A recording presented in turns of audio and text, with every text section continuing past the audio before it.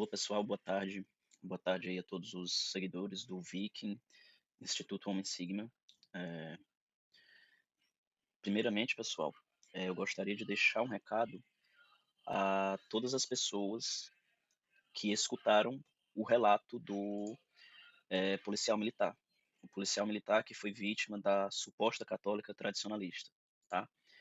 Porque o que eu vou compartilhar aqui com vocês, em alguns momentos vocês vão achar que é um Ctrl+C, Ctrl+V do relato e da experiência do policial militar. Mas eu preciso dizer para vocês que é porque é isso mesmo. As experiências se cruzam, né? As experiências são convergentes. Eu escutei o relato dele do começo ao fim e eu fiquei arrepiado do começo ao fim. Eu até anotei vários pontos do relato dele porque casa perfeitamente com o que eu vivi na minha vida e eu estou aqui hoje para compartilhar isso com vocês, tá, pessoal? É, Vamos lá falar do básico, vou tentar ser bem claro e objetivo. Muitas pessoas já vão me julgar agora de início, tá? Como é que eu conheci essa moça, tá ok? Eu conheci essa moça através de um aplicativo de relacionamento, tá?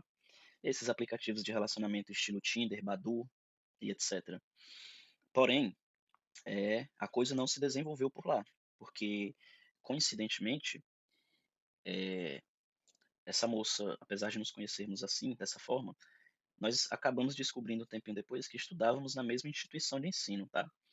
Eu fazia o meu curso à noite e ela à tarde, e como coincidiu de estudarmos no mesmo local, acabamos por combinar de nos encontrarmos, já que estudamos no mesmo lugar, vamos nos ver pessoalmente, nos conhecer pessoalmente, e assim fizemos.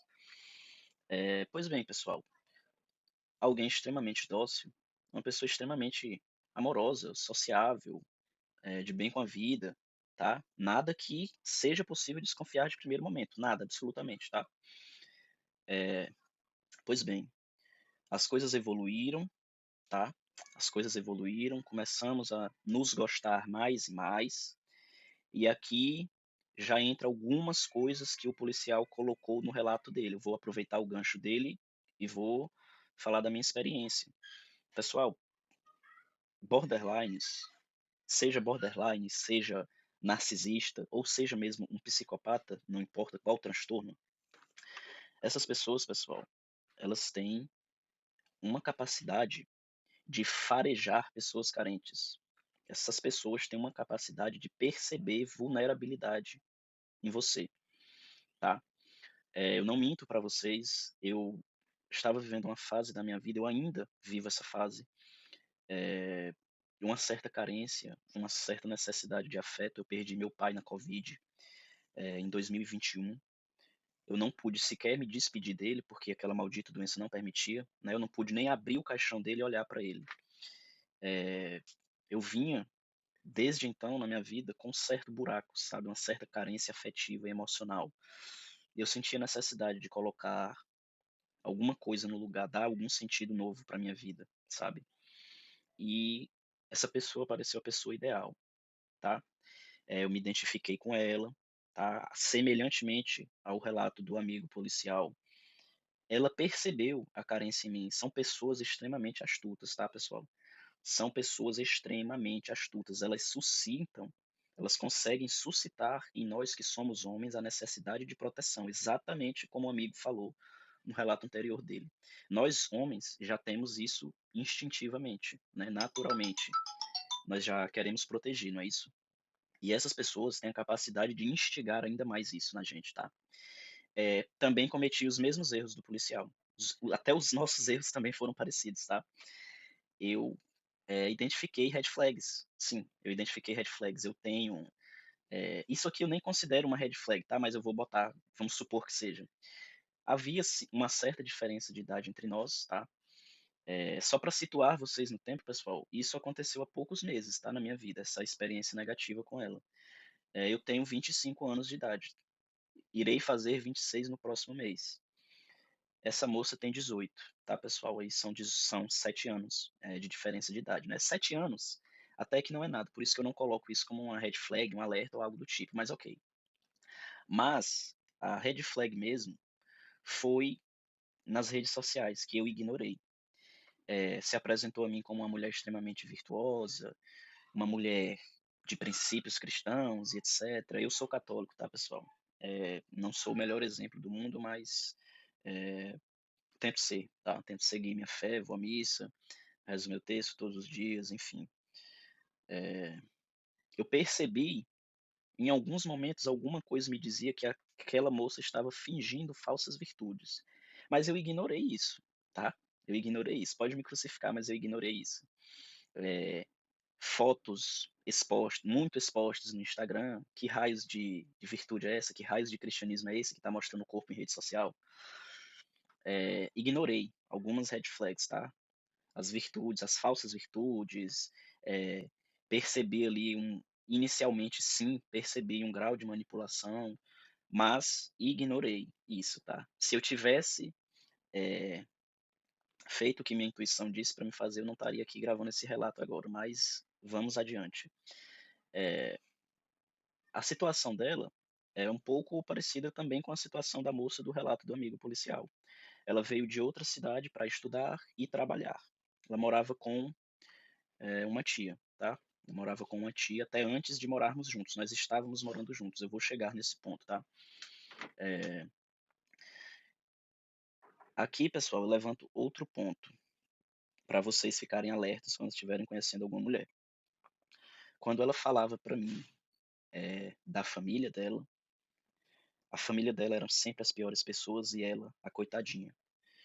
Então, o que eu tô querendo dizer para vocês é o seguinte. Continuando aqui, pessoal, perdão.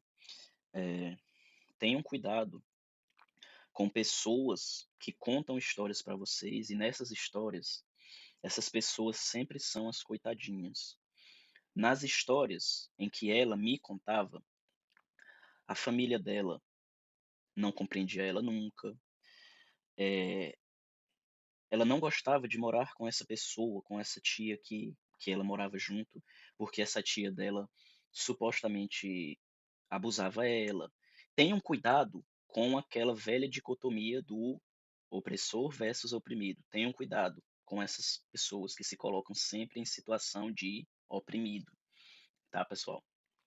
E o que que acontece? Quando ela começou a chorar para mim, dizer que não aguentava mais morar com aquele determinado parente, com aquela determinada tia, eu, fazendo o meu papel de namorado e de homem, de amigo, coincidentemente, pessoal, eu também passei a morar sozinho. Eu passei a morar sozinho nesse mesmo período, tá? Minha mãe morava com minha mãe. Minha mãe foi residir em outro estado, tá? Minha mãe foi residir em outro estado e eu passei a morar sozinho. Ora, eu vi a minha namorada naquela situação de sofrimento extremo que ela estava me contando, e eu estava morando sozinho. Alguma coisa eu tinha que fazer, correto? Para ajudar ela. E assim eu fiz, pessoal. Acredito que vocês já entenderam. Ela conseguiu criar e montar toda a situação, o roteiro, tudo bonitinho, para chegar naquele ponto ali específico em que havíamos chegado. Passei a morar com ela. Tirei ela de dentro da casa da tia, recolhi tudo, fui buscar, gastei o dinheiro para fazer tudo. Ok, agora você mora comigo. Vou cuidar de você. A gente vai viver nossa vida juntos daqui para frente. Ok. É, até aí, pessoal, tudo bem, mil maravilhas, tá? É, começou a me contar um pouco mais sobre o passado, sobre a história dela, tá? Também semelhante, mais uma vez, pessoal, vocês vão me ouvir falar muito disso aqui, tá? Eu peço desculpas. Semelhante ao relato do colega policial militar, ela me contou histórias parecidas com a história que a moça, que o policial militar se relacionava. Ela supostamente foi abusada. Eu não creio mais nisso hoje, tá, pessoal? Devido ao nível extremo de manipulação dela, eu já não creio mais nisso hoje. Mas ela começou a falar para mim que teria sido abusada ainda na pré-adolescência, tá? Teria sido abusada e disse para mim que quando tomou coragem de denunciar aquele abuso, o abusador já tinha morrido, né? Esse suposto abusador já não é mais vivo, esse cara morreu. Ok. É... A partir daí, pessoal, aconteceram outras coisas. A gente avança um pouco mais na história. Ela engravidou, tá? Estávamos morando juntos, uma vida de casado, porém sem a aliança no dedo e sem termos o sacramento do matrimônio, né? Talvez isso foi até um castigo de Deus, eu já pensei nisso. Mas enfim, vamos lá. Eh, Ela engravidou, pessoal. Diferentemente da situação do relato do colega policial, eu não acho que a gravidez dela foi psicológica ou inventada, porque assim, eu acompanhei de perto. Nós estávamos morando junto, tá? Eu vi os testes de gravidez, nós começamos a iniciar o pré-natal para cuidar, né? Cuidar ali do início da gravidez, começar a cuidar do início da gravidez e ter uma boa gravidez. Ela, pessoal, já havia me dito de antemão, ainda no começo do relacionamento, quando estávamos nos relacionando, ela havia me dito que tinha um problema de saúde. Esse problema de saúde provavelmente impediria ela de ser mãe um dia, porque são esses problemas de mulher, endometriose, as mulheres que estão me ouvindo, elas sabem do que eu estou falando, endometriose, problemas de saúde, etc., anemia, uma série de coisas aí que prejudicam a mulher de prosseguir com a gravidez, de evoluir com a gravidez, certo? Ela me disse isso. Aí, isso, por conta disso, acabou se tornando uma gravidez de risco. Ela começou a ter pequenos sangramentos, tá? Sangramentos ali pontuais, dores no pé da barriga. Começamos a tentar mais ainda. Por várias vezes ela não ia trabalhar, eu não deixava, eu levava ela na maternidade, pegava o atestado médico de vários dias para ela não ter que trabalhar. Fiz isso algumas vezes, certo, pessoal? É, e aqui começa a aumentar o grau de complicação da história. Eu já sabia também, pessoal, de antemão, o histórico depressivo e de ansiedade que ela tem, tá? Eu já sabia disso de antemão. E eu temia pela gravidez, correto? Eu estava preocupado com ela, logicamente, e com meu filho na barriga dela. Eram as minhas duas maiores preocupações, tá? Acontece, pessoal, que quando chegou a gravidez, chegou também o agravo das crises de ansiedade dela. Eu vou contar um episódio para vocês entenderem a dimensão dessas crises, do que eu estou querendo dizer. Em uma dessas crises, eh, ela se trancou dentro do banheiro por 4 horas de relógio, tá? Eu não estou exagerando, não estou sendo exagerado para vocês poderem compreender o que eu estou entendendo. É literal isso. Ela passou 4 horas contadas de relógio, eu contei no relógio, tá? Ela passou 4 horas no chão do banheiro sentada chorando igual a uma criança. A única coisa que ela sabia fazer era chorar.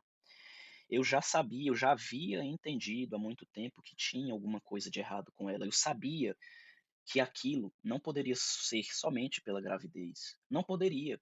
Eu estava ali, dando apoio emocional, dando afeto, o apoio financeiro.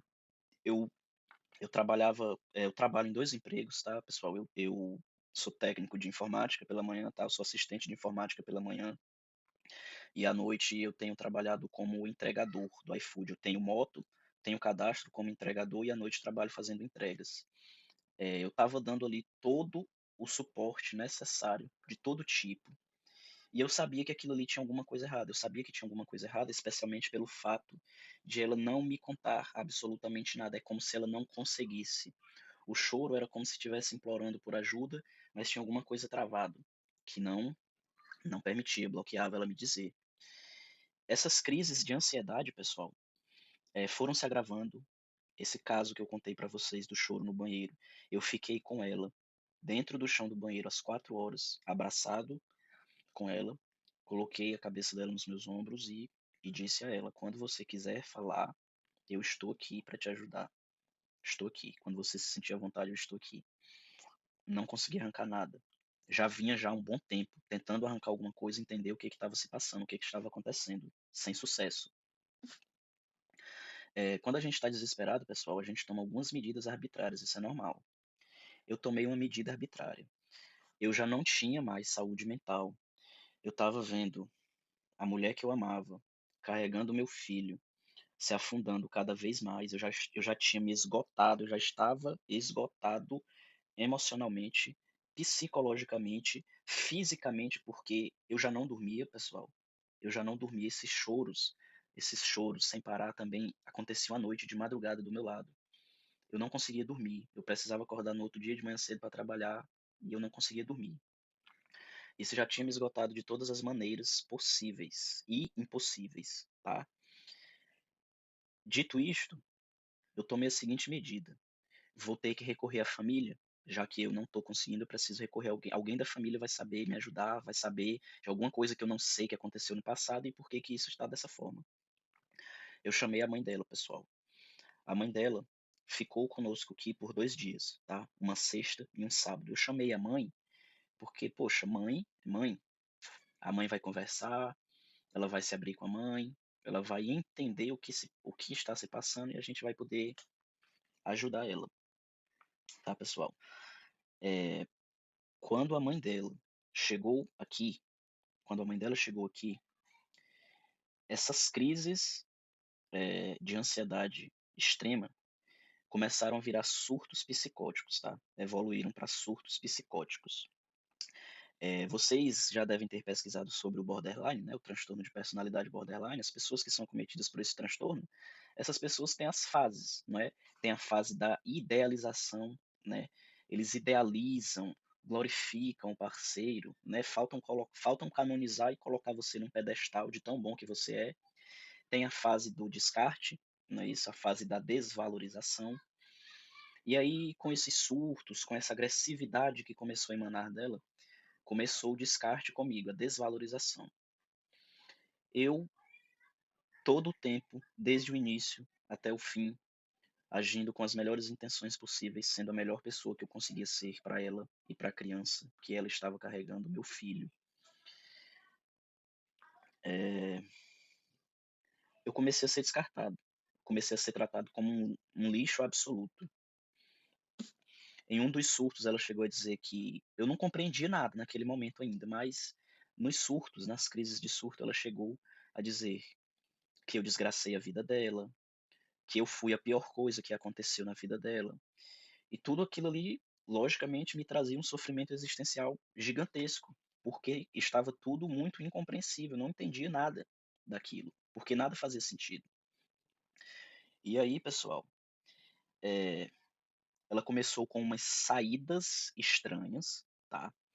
Essas saídas estranhas sempre eram com amigas, mas não era, tá? Eu já vou adiantar para vocês, eu fui traído várias vezes, ela me traiu várias vezes, tá? Eu vou chegar nesse ponto com vocês, mas a traição, na verdade, eu nem sei se o filho que ela estava carregando era de fato meu filho, porque a traição já vinha há um bom tempo, tá? Eu não sei se era o meu filho de fato, se o filho era meu, mas eu vou chegar nesse ponto com vocês, calma. É, começou a sair, dizer que queria desestressar, que queria fazer isso, que queria fazer aquilo. Eu não impedia. Eu não impedia, até porque cada vez que ela fosse confrontada, cada vez que a vontade dela não fosse atendida, era um surto, era uma crise de ódio, palavras grosseiras, de baixo calão, etc. A coisa se agravou mesmo, pessoal, no último surto que ela teve, o terceiro surto psicótico que ela teve. Ela se dirigiu até o armário da cozinha em busca de uma faca. Eu, felizmente, já me prevenindo, eu estava vendo a crise piorar mais e mais. Eu escondi todas as facas, garfos e quaisquer coisas que pudessem ser utilizadas como arma branca ou objetos cortantes e letais. Nesse episódio desse surto extremamente agressivo, né, eu acho que, não sei, acho que dá até para considerar isso uma tentativa de homicídio. Ela foi em busca da faca, eu precisei entrar em luta corporal com ela, tá? A gente precisou entrar em luta corporal com ela. Eu precisei dominá-la para poder impedir que ela pegasse a faca, porque se ela pegasse a faca, Deus sabe o tamanho da desgraça que teria sido. E um detalhe importante, pessoal, tudo isso a mãe dela estava conosco já, tá? A mãe dela já estava conosco, a mãe dela via tudo isso e assim como a filha só chorava também desesperadamente. É, depois desse surto psicótico, pessoal, depois desse surto psicótico, a gente precisou tomar outra medida arbitrária. A situação pedia medidas arbitrárias, né? Ela acabou, eu e a mãe dela, nós acabamos tendo que interná-la no hospital psiquiátrico aqui da minha cidade, tá? Ela ficou internada de um sábado para um domingo. Ela ficou internada no hospital psiquiátrico. Lá no hospital psiquiátrico, ela, é, ela foi proibida de entrar com o celular. não foi permitida a permanência dela lá, portando o celular. Ok, eu levo o celular para casa, a mãe dela fica com ela e eu vou para casa, levo o celular comigo. Importante também, pessoal, vou só voltar um pouco a história porque eu esqueci de mencionar alguma coisa. É um detalhe importante. É, um final de semana anterior a essas crises de surto psicótico, ela havia ido para a cidade dela, para a casa dos pais dela, tá? Porque foi um final de semana em que ocorreu o Dia das Mães, no mês de maio, não é isso? Salvo engano, é isso mesmo.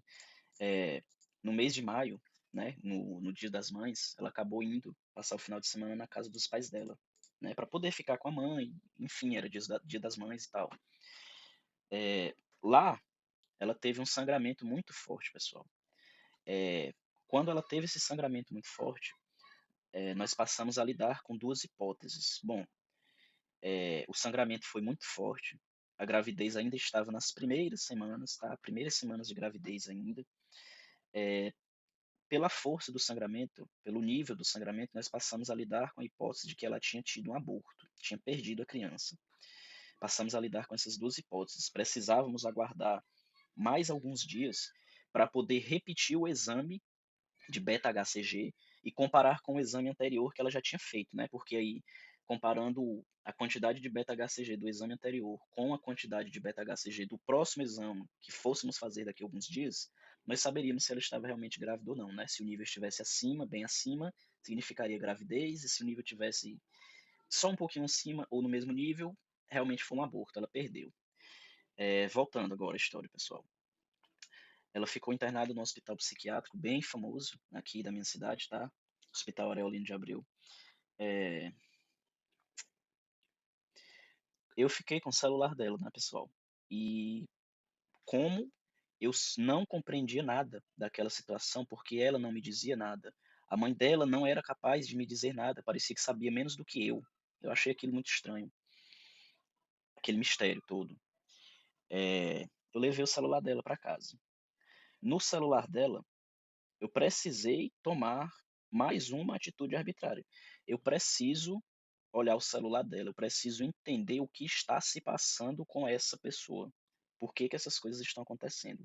Preciso de alguma forma descobrir isso. No celular dela, pessoal, a situação que já estava completamente caótica e fora de controle, ela já tinha tentado me matar, tentado pegar uma faca, passou a me tratar como um lixo absoluto. Aquela situação já estava completamente caótica, sem controle total. No celular dela, a situação conseguiu ficar ainda muito pior. No celular dela, eu acabei descobrindo que ela se relacionou com um cara poucos meses antes de nós nos relacionarmos. Eu vou situar vocês no tempo, tá, pessoal? É, eu comecei a namorar com ela 12 de outubro de 2023, tá? Para vocês verem como esses acontecimentos estão bem recentes. Começamos a nos relacionar em 12 de outubro de 2023. Poucos meses antes de começarmos a nos relacionar, etc., ela já havia se relacionado com um cara de uma igreja que ela frequentava e ela engravidou desse cara, tá?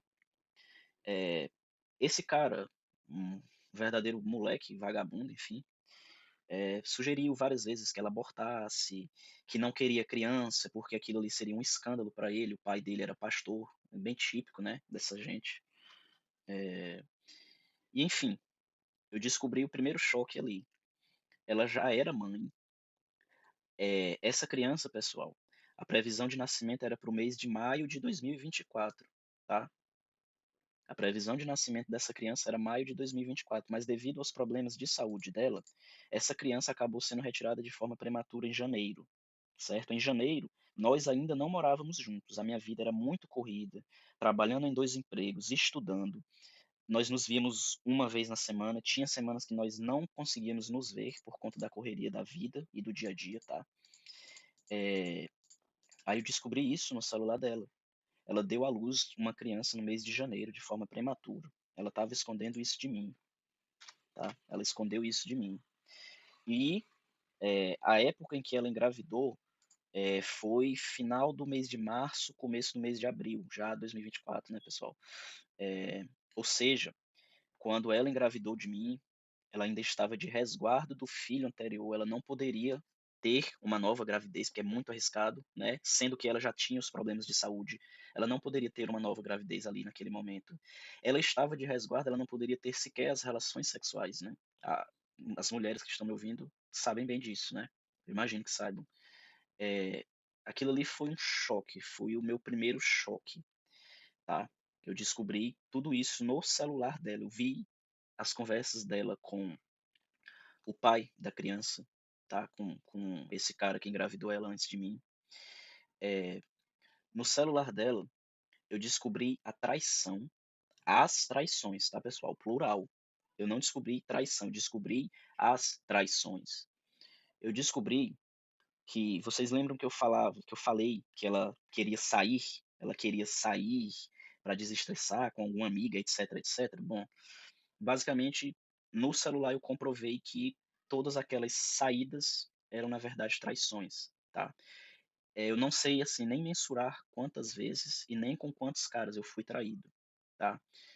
E eu também não sei há quanto tempo ela vinha fazendo aquilo, tá. Marcava encontros com outros homens, conversava com outros homens, como se eu simplesmente não existisse na vida dela, como se eu fosse um cachorro, uma coisa qualquer, né, a fase do descarte, né, ela entrou nessa fase do descarte de me desvalorizar completamente.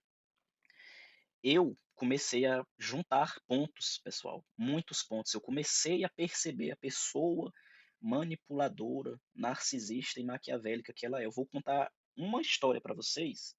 Tenho várias que eu poderia contar para vocês, mas aqui a gente tem que ser um pouco breve e objetivo.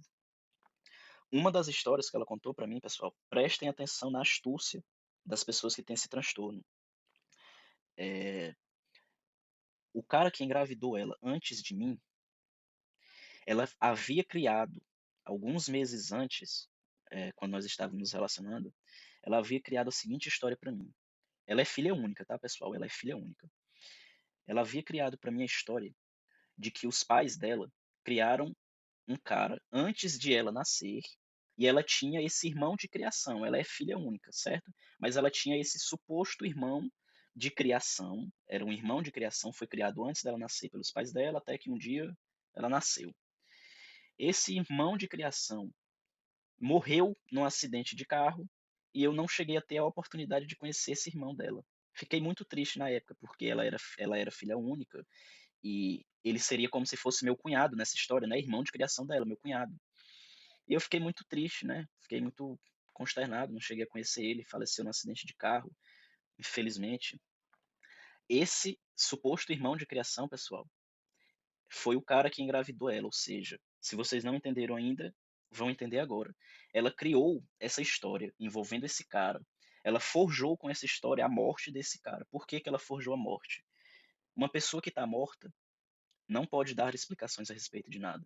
Uma pessoa que está morta é como se sumisse, a existência daquela pessoa cessou. Aquela pessoa não consegue mais dar nenhum tipo de explicação aqui nessa terra para ninguém, porque ela está morta. Essa Ela criou essa história com tanta naturalidade, vocês não têm ideia. Aqui eu fiquei muito pensativo nessa parte, porque eu fiquei pensando: "Tá, o que é isso? É psicopatia?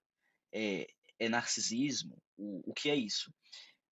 No caso dela, se encaixa bastante, né, eu conheci ela bem o suficiente para estar afirmando o que eu estou afirmando aqui para vocês, tá. Também já li muita coisa sobre transtorno de personalidade narcisista, transtorno de personalidade borderline, já li muita coisa sobre isso, tá.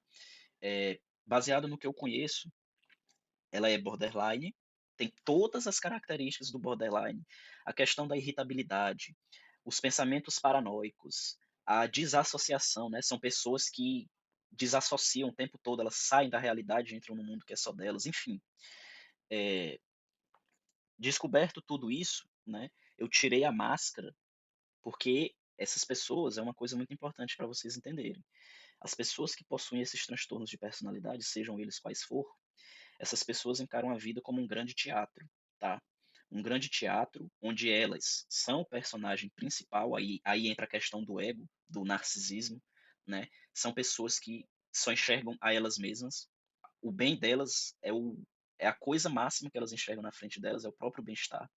Por isso que mentem, que manipulam, que distorcem, que criam histórias com facilidade extrema, facilidade extrema.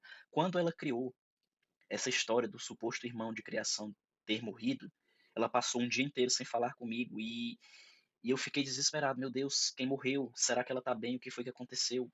São pessoas de caráter extremamente maquiavélico.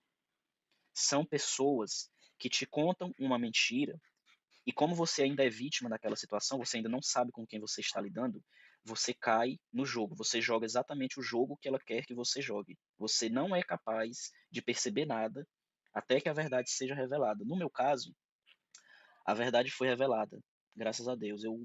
Eu acredito que foi Deus quem agiu para que eu descobrisse tudo isso, não é? Porque ela ficou internada no hospital psiquiátrico.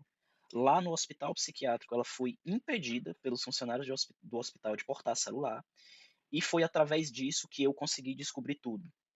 Conhecereis a verdade e a verdade vos libertará. A verdade, nessas situações, nesse contexto que eu vivi, ela dói bastante. É uma dor, é uma dor que parece não ter fim, mas ao mesmo tempo é libertador. É libertador. Você sente que você era um escravo, que você estava refém de uma pessoa, de uma situação, e agora você foi livre, você está liberto. Essa é a sensação que eu tenho, tá, pessoal? É, deixa eu ver o que mais que eu posso falar para vocês para que de alguma forma eu consiga ajudar vocês. É, reforçar novamente o que o amigo policial disse no relato dele, e eu acredito que eu complementei aqui no meu com algumas coisas, né? Pessoal, desconfiem das santinhas, tá? Desconfiem porque um comportamento falso, uma pessoa que finge ser quem não é, um comportamento falso, uma pessoa manipuladora, uma pessoa maquiavélica, ela não vai conseguir fingir isso o tempo todo. Ela vai dar algum deslize. É importante vocês entenderem que essa pessoa vai dar algum deslize. Em algum momento essa pessoa vai ter um deslize. No meu caso, como eu falei para vocês no início do meu relato, eu ignorei muitas red flags, eu ignorei muitos alertas, tá? Me sinto até de certa forma culpado por isso, porque eu poderia ter evitado isso no começo. É, desconfie. Uma pessoa que diz para vocês que tem um determinado comportamento, um determinado caráter, e você vê essa pessoa vivendo de forma diferente, tem alguma coisa errada, tá? Tem alguma coisa errada. Desconfiem das puritanas, tá? Ela, no meu caso, era aquela crentezinha das puritanas, de sainha, bonitinha, né? Muito novinha, muito inocente. O que ela já viu de linguiça nos 18 anos que ela tem, o que ela já deve ter visto de linguiça, eu nos meus 25 anos ainda não vi de vagina. Eu tenho certeza absoluta disso. É basicamente, pessoal, reforçando as coisas do relato do amigo policial. Mulher que iniciou a vida sexual muito cedo, meu amigo, escute o meu conselho. Escute o conselho do amigo que deu o relato antes de mim. É problema, cara. Fuja. Fuja dessas mulheres, porque é problema, tá? É problema. Deixa eu ver o que mais que eu posso estar dizendo aqui para vocês. A questão da ideação suicida. Pessoal, pessoas que têm ideações suicidas, você sabe disso logo de início, investigue por que aquela pessoa tem ideias suicidas. Essa pessoa pode estar simplesmente passando por uma depressão muito forte. Essa pessoa pode ter perdido o sentido da vida que o Dr. Viktor Frankl falava, né?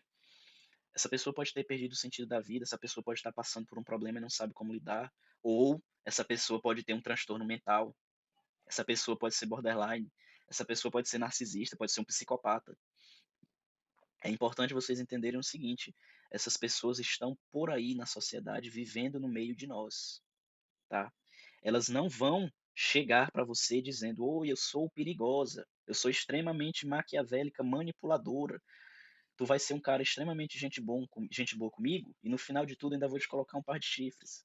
Elas não vão chegar para vocês dessa forma, tá? Desconfiem, é, confrontem essa pessoa no seguinte sentido: palavra, o que sai da boca dessa pessoa e as atitudes dessa pessoa. Se houver incongruência, tem alguma coisa errada, tá? Se houver incongruência, tem alguma coisa errada. Diz que é santinha, diz que tem virtudes, mas quando você chega lá no Instagram, é a pura sensualidade. É a pura sensualidade, é o decote muito à mostra, é, é uma autoimagem, é um eu muito inflado, é um ego muito inflado, tá? Desconfiem dessas coisas, certo? Eh, e a última coisa que eu queria falar também, para vocês entenderem, se alguém ainda duvida que essa moça tem problemas muito graves, eu vou contar a última para vocês, tá? Aqui no fim do meu relato. Eh, Como eu tinha dito para vocês, eu pedi ela em namoro 12 de outubro de 2023, certo? Eh, no último dia 12 de junho, como vocês bem sabem, era Dia dos Namorados, não é isso? Era uma data duplamente simbólica, 12 de junho, porque além de Dia dos Namorados, nós estaríamos completando 8 meses de namoro. Nós estaríamos completando 8 meses de namoro. Ou seja, se estivéssemos juntos, seria uma data extremamente alegre e simbólica para nós. Não é isso? Seria extremamente simbólica essa data. No dia 12 de junho, pessoal, ela postou uma foto recebendo um buquê de flores, recebendo não, um buquê de flores em cima de uma cama com rosas e uma caixa de bombom Ferreiro Rocher. Eu tinha dado, alguns meses antes, eu tinha dado para ela exatamente um buquê de não de rosas, de margaridas roxas e uma caixa de Ferreiro Rocher. Ela postou essa foto no Dia dos Namorados, agradecendo o suposto novo namorado dela. Obrigada, meu amor. Assim dizia a descrição da foto. Como eu já sabia com quem eu estava lidando, que tipo de pessoa ela é, imediatamente quando eu bati o olho, eu disse: Isso é mentira. Eu vou provar para vocês que é mentira. Fui, peguei a foto do buquê e da caixa de bombons e joguei no Google Imagens. O Google Imagens me retornou um anúncio da OLX. Ela pegou a foto do buquê e a foto do bombom de um anúncio da OLX, baixou a imagem e postou como se estivesse ganhando aquilo do novo namorado dela. Por que que ela fez isso?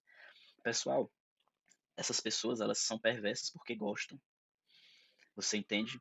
É, por isso que eu acredito na questão do borderline, por várias outras características que ela tem, mas eu fiquei muito tentado assim na questão da psicopatia também, porque essa perversidade, fazer o mal a alguém por prazer, isso é tipo de psicopatas, né? Psicopatas são apáticos, né? Tem esse tipo de atitude mesmo. Ela fez isso exatamente nesse dia que era para ser um dia muito especial, porque ela sabia que ainda havia o sentimento no meu coração, ou seja, ali é o dia perfeito para eu colocar o dedo na ferida, para eu machucar, para eu causar o mal nele. E ela ainda conseguiu, realmente. Nesse dia eu fiquei derrubado, extremamente derrubado, derrubado, depressivo, minha vida não tinha mais sentido, enfim. E ainda, pessoal, depois de tudo isso, depois desse buquê de rosas fake, depois dessa caixa de bombom fake, surgiu um perfil no Instagram do suposto novo namorado dela. Mas tenham calma porque foi a mesma coisa. Eu acabei fazendo a mesma coisa. Eu peguei a foto do suposto novo namorado, joguei no Google Imagens e descobri também. Descobri que ela pegou a foto no Pinterest, criou um perfil fake, um nome fake, uma descrição fake, tudo fake, e criou o perfil do novo namorado dela. E ela mantém esse perfil está lá, ela não apagou. Esse perfil continua lá no Instagram, pessoal. Logicamente, eu mostrei tudo isso para a família dela. Ó. Eu quero que vocês saibam quem ela é. E eu mostrei tudo isso para a família dela. A família dela completamente estarrecida, porque não faziam ideia de quem ela era até então. É aquilo que eu falei para vocês. Ela viveu a vida dela inteira como se fosse um personagem. Eu cheguei na vida dela de certo modo para tirar a máscara. Eu tirei a máscara e mostrei para todo mundo quem ela é. O meu relato é esse, pessoal. 50 minutos aí, eu acho que deu para entender, tá? Eu teria muitas outras situações para compartilhar com vocês, para que vocês conseguissem entender ainda mais a dimensão das coisas, mas eu acho que até aqui foi suficiente. Até aqui foi suficiente. Eu tenho vivido dia após dia, assim como um amigo policial militar, os cacos, né? Literalmente, a gente junta os cacos da gente. É assim que eu também me sinto. Todo dia eu pego ali um pedacinho que ela destruiu e vou botando no lugar. Pego um pedacinho e vou botando no lugar. O meu relato foi esse, pessoal. Tenham cuidado com as pessoas que vocês se relacionam. Tem muita gente mesmo, tem um oceano de gente que está precisando fazer terapia e se tratar, mas não faz. Elas preferem entrar na vida de outras pessoas, causar todas as desgraças possíveis e sair como se nada tivesse acontecido. Tenham cuidado, pessoal, com quem vocês se relacionam. Homens, cuidem da saúde mental de vocês. Tenham muito cuidado com quem vocês se relacionam, tá? Conheça as intenções, as verdadeiras intenções. As intenções moram no coração. As nossas intenções moram no nosso coração. Tenham muito cuidado com isso. A paz de Cristo a todos vocês e que Deus abençoe a todos vocês. Muito obrigado quem me escutou até aqui.